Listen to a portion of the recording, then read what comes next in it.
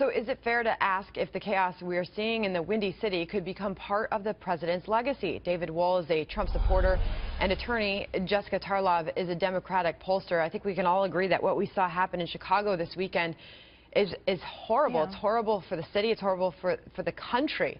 Jessica. Yeah, I echo your sentiments. To see those numbers up there, it's painful. I know that it's painful for everyone on both sides of the aisle, and certainly for the president, who's spoken about the violence in his hometown and how powerless he feels to be able to help. But a lot of people ask when. Can I stop there? Because that's really part of the criticism, Jessica. We don't hear him address the problem. Well, he did talk about it. I know that he talked about it last year. I'm blanking on the date. Did you see what happened this weekend, Jessica? No, I don't. I myself have lodged this criticism of the president that he does not talk about it enough. He doesn't talk about crime within the African-American community, black-on-black violence. I am not saying that he has been perfect on this issue, but certainly you don't want to be arguing that President Obama doesn't care about violence like this. David, this is an historic surge that we are seeing. The numbers are undeniable. And to look at the holiday weekend and see these two girls, ages 13 and 14, you know, I'm originally in Chicago and grew up in Chicago. You're talking about the south side of Chicago, these two girls. Yeah, you know, and since Mr. Obama's former chief of staff took over as mayor of Chicago 5 years ago, violent crime, the murder rate have both spiraled out of control. And the shocking thing to me, as you pointed out, Sandra, is that all we hear from the White House are crickets chirping. I mean, I have not heard Mr. Obama speak one word about this issue. Hold on, Jessica, hold on.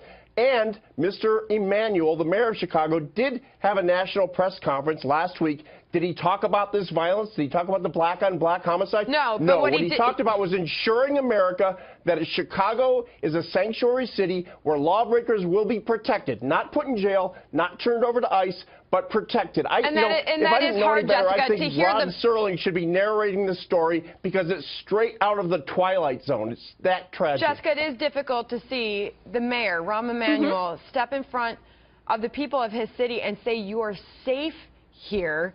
This is a sanctuary city. That was difficult as we watch these crime rates rise at a rapid rate. Absolutely, and Rahm Emanuel is hugely unpopular. I think this matters more for his legacy than President Obama's.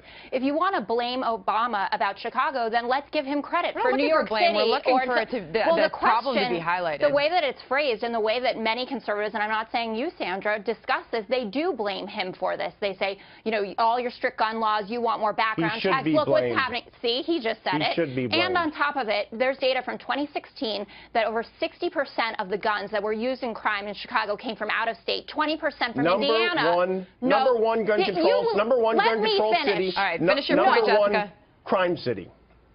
20% of these guns came from Indiana. The point to be made, though, right now is that the city is among the strictest gun control laws in this country, and yet it is seeing the quickest rise in gun violence. So how do you make sense of that, and how the police superintendent actually suggested today more gun laws?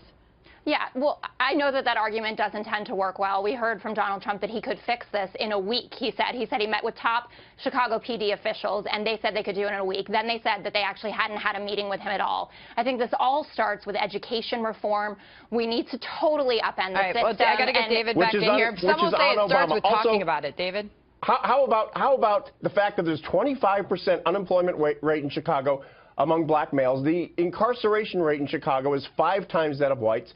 The social structure has fallen apart, and that is traceable to Mr. Obama's policies, and that's directly what Mr. Trump said he is going to address as one of his top priorities. Jobs, jobs, jobs. When people get jobs, they tend to turn away from crime and tend to have productive lives, take care of their families. That's what it's about. All right, good to get both of you on here. Jessica, good to see you, and David, thank you for coming on tonight.